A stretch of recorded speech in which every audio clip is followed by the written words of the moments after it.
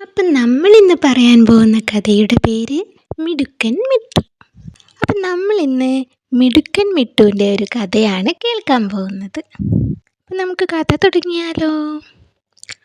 ഒരു ദിവസം മിട്ടു എന്ന മുയൽ ഒരു മരച്ചുവട്ടിൽ കിടന്നുറങ്ങുകയായിരുന്നു.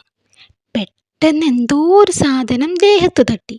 മിട്ടു ഞെട്ടിയുണർന്നു. അതാ ഒരു കല്ല്. ഇതെവിടുന്നാ? മിട്ടു ചുറ്റും നോക്കി. അപ്പോഴോ ഒരു കരടിക്കുട്ടൻ നിന്ന് ചിരിക്കുന്നു. അവനാണ് കല്ലെറിഞ്ഞതെന്ന് മിട്ടുവിന് മനസ്സിലായി. മിട്ടു ഒന്നും മിണ്ടാതെ നടന്നുപോയി. കുറച്ചു കഴിഞ്ഞപ്പോൾ അതാ ഒരു കരച്ചിൽ. അയ്യോ രക്ഷിക്കണേ, അയ്യോ രക്ഷിക്കണേ.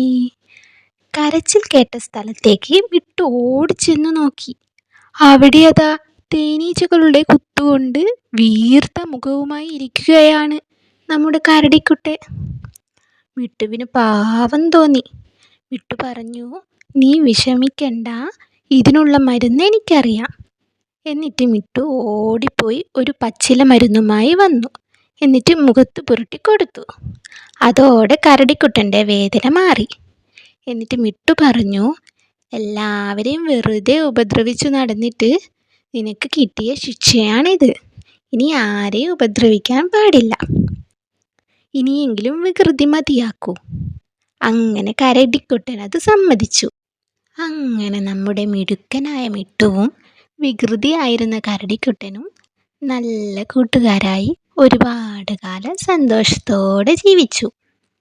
കരടിക്കുട്ടൻ അവൻ്റെ വികൃതിയൊക്കെ മാറ്റി നല്ല മിടുക്കനായി ഇവിടെ ഒരുപാട് കാലം സന്തോഷത്തോടെ ജീവിച്ചു. ഈ കഥ കൂട്ടുകാർക്കെല്ലാം പറഞ്ഞു കൊടുക്കണേ.